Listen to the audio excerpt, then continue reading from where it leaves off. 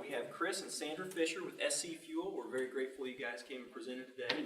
A little on short notice, but we do appreciate that. So please join us in welcoming them to the stage. We'll have our 6-minute presentation with a 20-minute question, okay? It's all yours, guys. Hi everybody, good morning. Can you guys hear me okay? Yes. Okay. I'm Chris and this is Sandra. We own SC Fuel. How many of you have been to our store or are familiar with us? Good. Well, for those of you who aren't, what we do is we provide healthy, fresh meals to go, basically. So what that means is, I say we, I don't do any of the cooking, so when I say we, I'm not taking the credit for what she does. But we cook fresh meals every day. They're good in the fridge up to 7 days. So basically what you do, it's like a grocery store type setting. You come in our store, we have fridges set up with all of our different meals in the fridges daily, and you just come and pick out what you want. All of our meals are labeled with the ingredients, the calories, and the proteins, fats, and carbs, or macros, if you're familiar with what those are. And we do that, by law, we're only required to list the ingredients, but we list the calories and the proteins, fats, and carbs because they are healthy meals, and we have a lot of people that diet or pay attention or count macros, pay attention to their calories, so we do that for those people. We have some people that ask, well, why don't, you don't have sugars, you don't have other things on there. Well, we just put the macros on there because that's what most people pay attention to.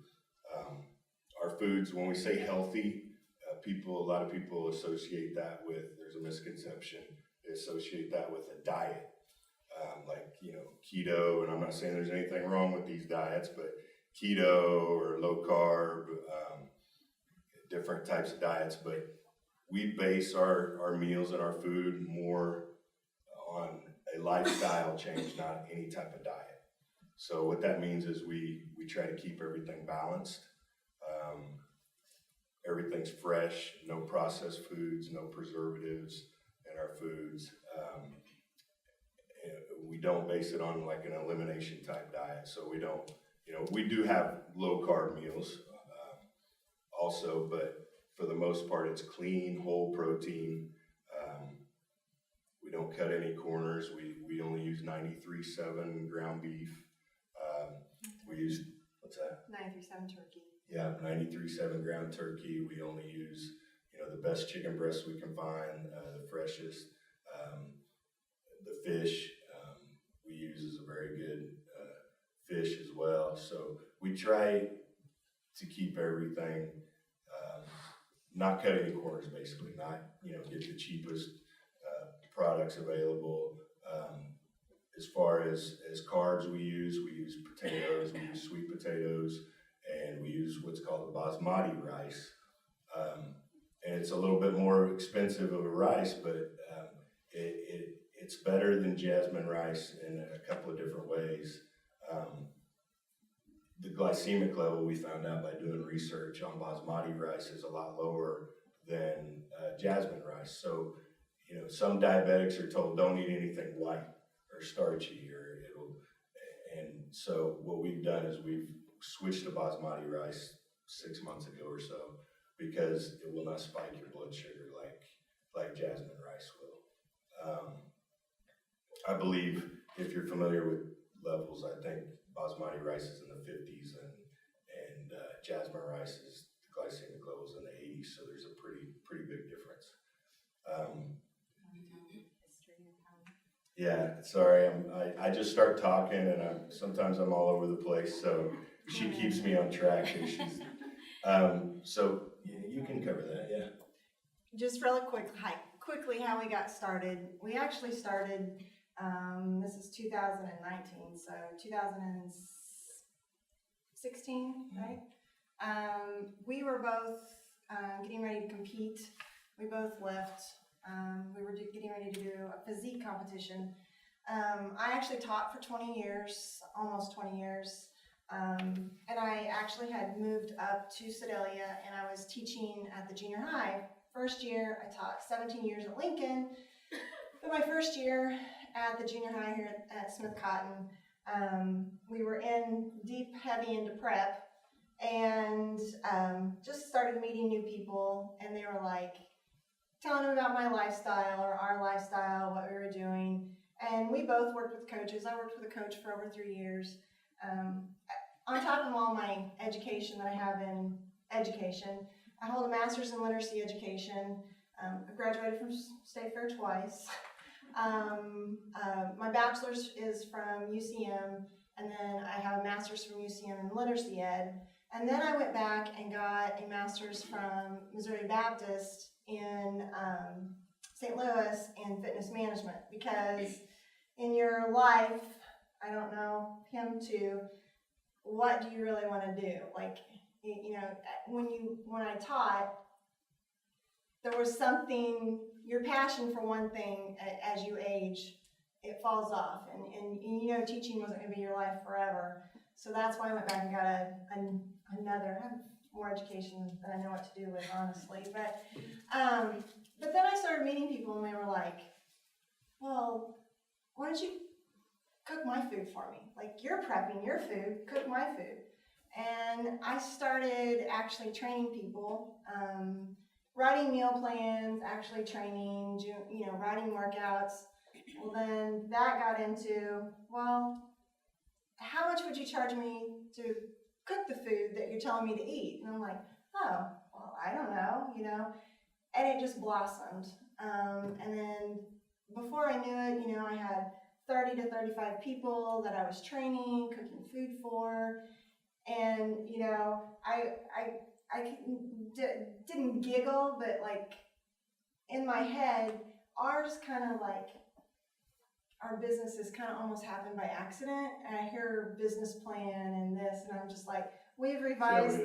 Yeah, I didn't have any of that. We've revised. I know we should have, but. We've revised our business model per se several times, but it's. You make a lot of mistakes. Yeah, you make a lot of mistakes, but slowly but surely, like, we competed in November of 16, and then after that, it grew and it grew and it grew. And by December of 16, I was doing this all out of my home. We decided, like, I think I could really make a business out of this. But it's a scary thing to quit a career. I mean, I had almost 20 years in. Technically, I could have done 80 out in 6 more years, because I was a late bloomer to the education. So the plan was, I almost quit teaching mid-year because I had gotten so many people. I almost resigned in December, but I decided no, I needed to stick it out. In January, we were trying to decide how to move forward. Were we going to find a building? Were we going to do this out of my home, build a commercial kitchen? Because I knew eventually I had to be licensed. So we kind of got pushed a little quicker than we wanted to, because, you know, word gets out, and Kirk Martin, he's a wonderful man. He's the health inspector. And when he calls you up and says, hey, what are you doing? You know, you move forward a little faster. So we found a building in March of 17, and the last prep I did out of my home, I did 692 meals out of just my little kitchen, and that was when I about had a mental breakdown and said, okay, no more, you know. So we started the building, or got the building in March of 16. Our business model, first one, was only online ordering. We had a menu. You could go on every week. You had so many days to order. This was the menu. You could order as many meals as you'd like, and then you picked them up. Well, by the end of July, from about the end of March to July, we were cooking in a 2-day span period, because you had to cook your food quickly and for everybody to pick them up. We had so many orders, we couldn't cook that many meals in 2 days. So again, it was a new business model. Like, what do we do? And you know, we looked at other, you know, there's lots of other meal prep companies all over the United States, even foreign. A lot of them ship. Did we want to ship? How did we want to do it? But what it took was, I can't do this alone. So the next scary step was, he had a career, you have to quit if we're going to move forward and change to a grocery store setting, to have store hours, have fridges full all the time. And I think that was just one of the next steps of, life's too short. We found a passion. He quit his job and we opened the store in end of August of 16. Yeah.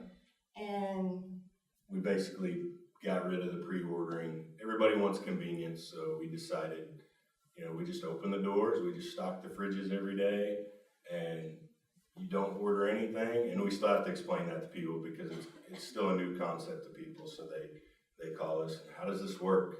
What do I do? How do I want meals? Do I order? You just walk in during business hours and you pick from the meals. We've evolved a lot, for some of you that have been in when we first started towards the end of the day, which is a good problem to have, we would run out of meals or be short on meals. But now, pretty much any time of the day, you can come in and get over 20 different meals out of our fridges. And if you're used to meal prepping,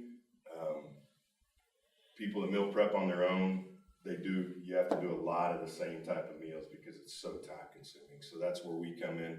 We tell people, you can come in and get all your meals for the week, or you can, if you do your own meal prep, come in and get 4 or 5 of our meals so you switch it up and don't get tired of the same thing over and over again. So basically that's the way we evolved from pre-ordering and just a basically grocery store type setting. So it just grew from there.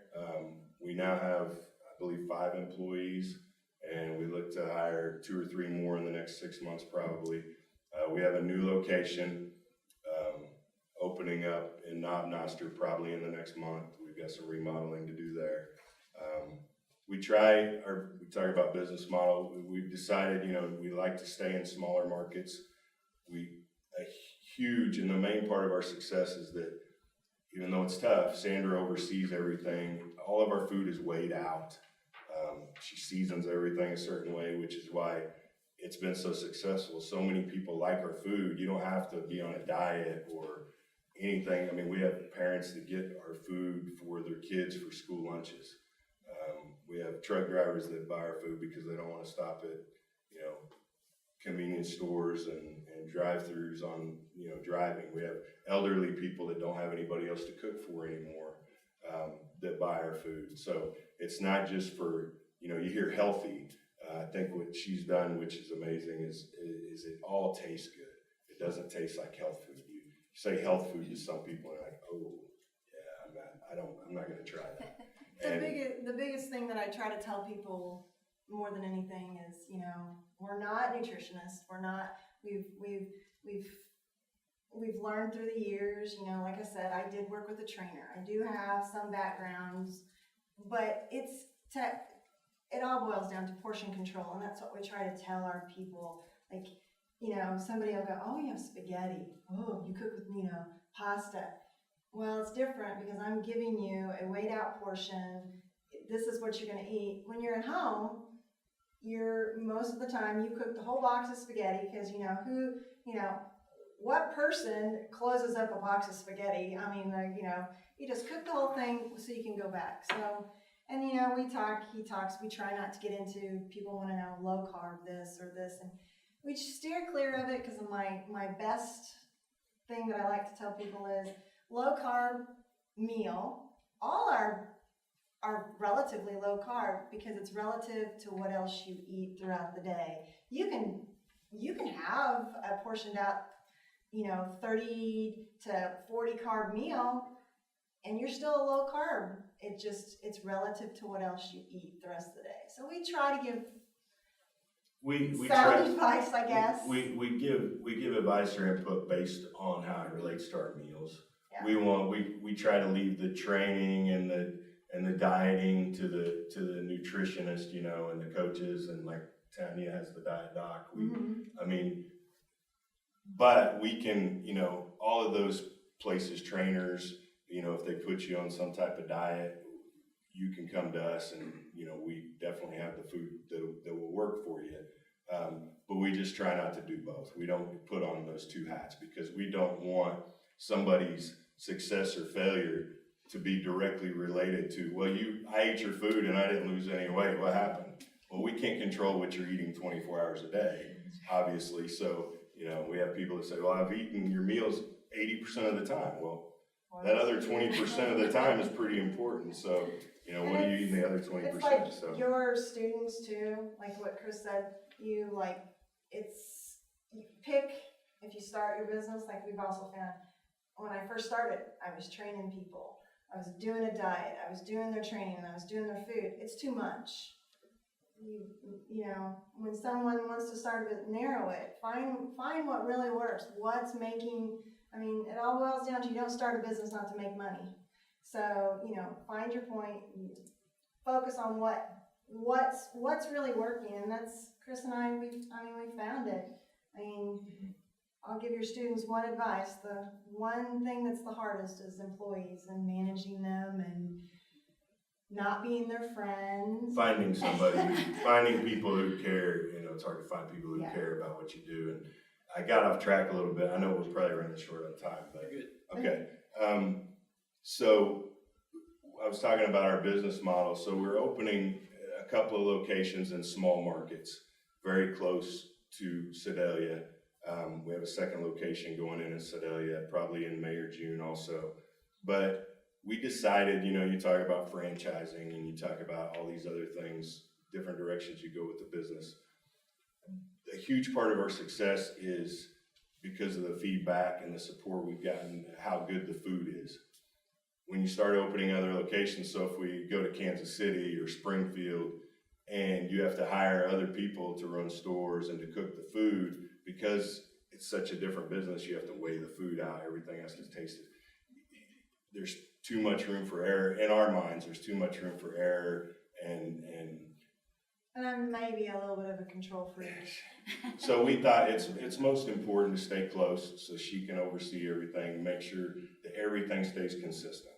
And as a business, maybe you're leaving money on the table or whatever, but us, it's more important to us that our reputation and that our product stays exactly the way it started, and that people love it, and not, nothing starts lacking because we decided to open all these locations all over the place. So we have, like your students too, sound advice is, I could have went as big and pretty as I wanted to right off the bat, but we didn't.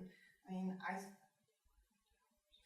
throw myself nuts in my kitchen, and slowly, you bought one fridge, and then you bought another fridge, and there's so many things that we look at and then we think, oh, bright, shiny things, I want that. But you're like, does it make good sense?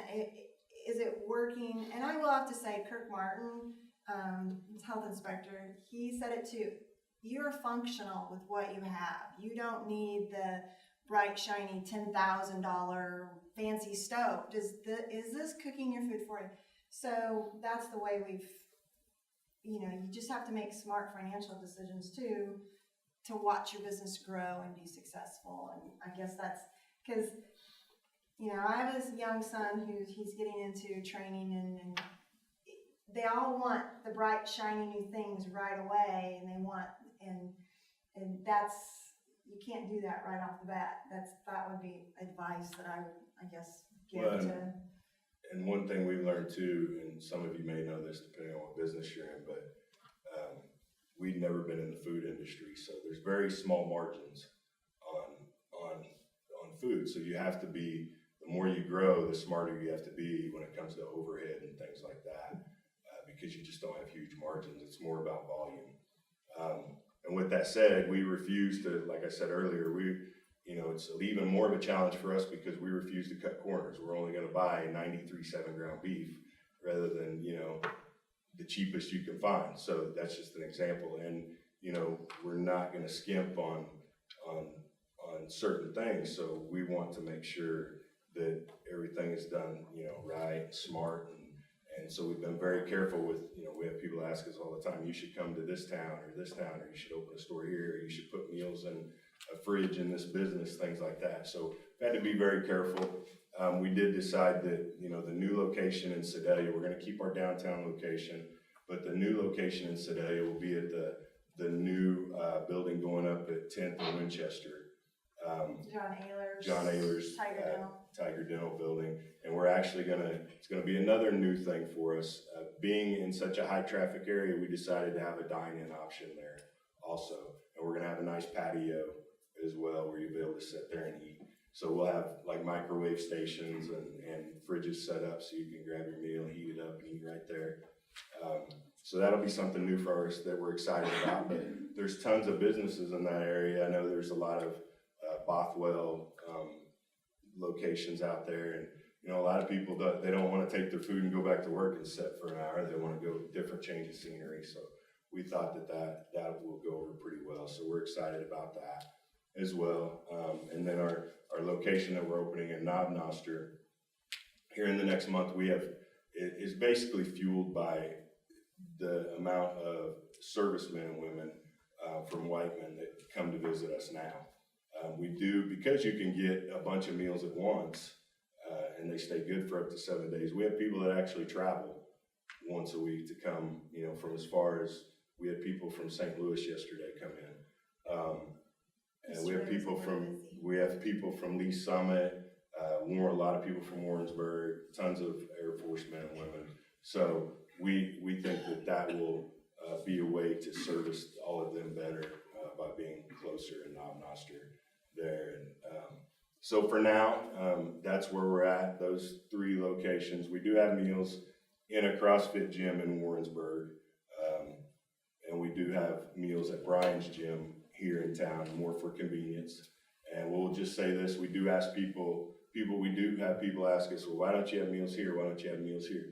That's not our business model. So it's not that we're leaving anybody out or that we prefer. That was kind of a trial thing. So Brian's gym is simply convenience. I mean, if you're in the gym or we're closed and you want to run by there and grab some meals, gives you another option. We didn't want to get into just delivering meals all over town to businesses and then nobody comes in your store. We want people to come in our store and see what we have and talk to us and get advice on the meals or ask questions, things like that. And see everything we have to offer. Speaking of questions, yes. Let's open the floor up. Sounds good, thank you, sorry. No, you're good. I think everybody's probably got a lot of them. I know I've got a few, so yeah, let's absolutely. open it up. Yeah. So what made you decide that it was a good step to start a second location here in Sedalia, and how scary was that for you to make that decision to have 2 going in the same place? The biggest thing I think was looking at the overhead and the growth and how fast we've grown, and listening to customers' feedback. So we use a lot of social media. We don't spend a lot of money on advertising, so we've been very lucky with people spreading the word and you know, basically. Scary in the sense that he came to us probably 6 months ago, and it took us that long to decide what we were going to do. Right. But it was just one of those things that it's kind of like my house. You come to a point that you've grown, and you're like, okay, you get to the point where you're almost not at a plateau, but it's like you've outgrown this. So what's the next step? How can we move forward? And when John came to us and he asked us, and we actually were going to move our kitchen and move it completely and leave downtown, but we changed our minds, and the best business model again that we changed was keeping everything under one roof. So our kitchen, we just remodeled it, is staying the same. And we're buying like a refrigerated truck, and meals will be dispersed to all the locations. So you keep things, but then that way we give people downtown, because we have such a following downtown, because Sedalia has areas, and so that was the easy. And Knob kind of fell in our lap accidentally, sort of, kind of. And we have people that come from Tipton and Marshall, and downtown is so much closer for them. So we thought it makes sense to leave that store there and make the kitchen a lot bigger. Keeps our overhead down by not putting a kitchen in every storefront. Again, so hopefully that helped answer. Keeping your cost, because a new kitchen, you can only imagine, would be, and it was already partially, I mean, we've added to it, but it was once a cafe, so. Yeah.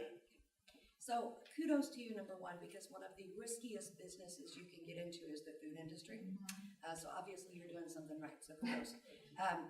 My question is around that though. as far as waste is concerned, or do you have some lessons in that you can share, or did that just kind of evolve and you don't have a lot of waste, or tell us about that? We have, I'll let her answer most of that question, but we have very little waste because, and that's really tricky. People will ask, well, why, like over the holidays, why aren't you open this day or this day? Well, we almost have to close a few days around holidays because we cook so much food, and when people come in, they want to know, I mean, the fridges need to be full. So when you're closed, you have to make sure that, you know, we're not just going to cook food for being open one day a week where you're closed for holidays. So a lot of that's been trial and error, and she can. It's not that we're unique, but I think we're unique to this area in like we're not a restaurant. We like to consider ourselves a grocery store. It just kind of happens that I make all the things that you can buy. So I've got it down. That's kind of one reason why we're keeping the kitchen in one spot. I've kind of got it down to a science. We waste hardly anything. Very few meals will go out to date. And even at that, legally, health inspector wise, we even back off the days. So they're actually can be left in your fridge longer, and they freeze well. Time stops as soon as you freeze something. I don't freeze them, we don't freeze them, but I have, 5 to 6 employees that they love it when something goes outdated because, they take them home. I mean, we eat them. I mean, it's just very little weight. I mean, and we've got it down to a science, and I like to keep things rotated. That's why our menu changes so much, because if I cook vegetables, we have enough meals that you use all that and you disperse that. And we're pretty smart about cooking the amount for what, and we pretty much know, our ground beef comes in 10-pound chubs. I pretty much can tell you exactly how many meals you can get out of a 10-pound chub of beef or chicken, or when you make enough. So, but I think, I have a question? Got some over there. Yeah, one of you. Yeah. Can you mention briefly what other items you carry in the store during food, snack items like the balls? Absolutely. We have the meals. We have breakfast items. We have muffins, donuts, scrambled egg breakfast bowls, plenty of lunch and dinner items. We have the protein balls, and basically those are made with our Titan Nutrition protein. It's a very high quality whey protein that we use. We have cookies that she just created 2 months ago, basically, that are very good. We have parfaits that actually are infused with whey protein. So all of them are a little bit higher quality protein snacks as well. And then we also have a line of nutrition and sports supplements. Obviously, we're number one. Food is number one. But I tell a lot of people, if you're not getting your protein in through food, you're so busy throughout the day, it's okay to have a protein shake here and there. Personally, we like our calories from food. But I know I sell supplements, so I probably shouldn't say that. But there is a place for supplements, whether you're working out or trying to stay healthy. But it's not, it's a very small percentage. We'd like to get our nutrition from food, and your body is going to absorb more of the nutrients from food than it is from supplements. So we sell, a couple of different lines of sports supplements. We also sell, I don't know if a lot of you are familiar with CBD oil. We sell Charlotte's Web CBD oil, which there's tons of research on it that's a whole nother topic, but it works very well for things like anxiety and pain. And there's a lot of research out there that's very beneficial in many ways. So it is from the marijuana plant, but it doesn't have THC in it and things like that. It's one of the biggest misconceptions. It's perfectly legal. So we sell that as one of our supplements as well. But really that's about it. Yeah. Yeah. You guys thought about a monthly membership Well, for individuals who wanted to come in once a day and grab a meal from you? Because you guys said you average $5 to $6 a meal. right. You guys have like $100 a month monthly membership. Well, it's actually, our meals are all different prices. So it's tough to do something like that. Like we've had people that say, hey, because you'll get online, some of these meal prep companies that ship meals will do, hey, get a week's worth of meals for this amount. Well, you look at the fine print, they limit you to what meals you can get. And by the time you purchase, and it's like 3 meals a day for 4 days or something like that, it's not even a whole week. And then it ends up being $15 a meal. So what we do is we offer you a discount. If you come in and buy your week's worth of meals, or you buy $100 worth of meals, you get 10% off your whole order. So that's our way of giving you, it's not a monthly membership per se, but that's our way of, at least if you are coming in weekly and getting your meals and you spend $100 on meals at any one time, then you get that discount. When I was talking about margins, it is tough and what we do to offer too many discounts, just because we believe in just pricing our food low from the beginning, like at the best price we can. Though our meals that are $6 and $7 in Kansas City and St. Louis would be $10 to $15. So that's where we just try to keep all of our meals at a really good price and at as low price as we can, rather than, confusing people with a bunch of discounts when you end up, it ends up being about the same. That's what I was gonna say. Sometimes we've thought of stuff like that, but then it gets overwhelming with, then somebody doesn't understand that, so you have to explain that. And then if you said, if you did our highest price meal is $10, and that's steak and shrimp. Well, somebody might come in and get a steak and shrimp every single day. So it's again, your business model. You're trying to focus what works, and maybe in the future we talk about all kinds of stuff. But I'm working on some type of loyalty program though, so we'll probably roll that out sometime in the near future when our other 2 locations open up. Yeah, there you go. Yep. I was just wondering if you could talk a little bit about your gluten-free products that you have. Absolutely. I'll let her answer that one. I try my best to find as much gluten-free spices, but as anybody who is gluten-free knows, it's very, very tough sometimes to find, specific ones. But honestly, naturally, what we cook with is naturally gluten-free anyway. There's a few things, like my pasta isn't. There's been times that I've given people the opportunity, if you did want our pasta, I do have a gluten-free one. It's rice, made with rice. We don't mind people asking for special things if you message us and say, it's your business model in the sense of, you can't, I want one cheeseburger bowl without cheese. We ask that if you want some special things, so if you wanted, when we do have spaghetti on the menu, and you say, can I get a gluten-free version, we'd ask you to do at least 10 or, stuff like that. But I try my best.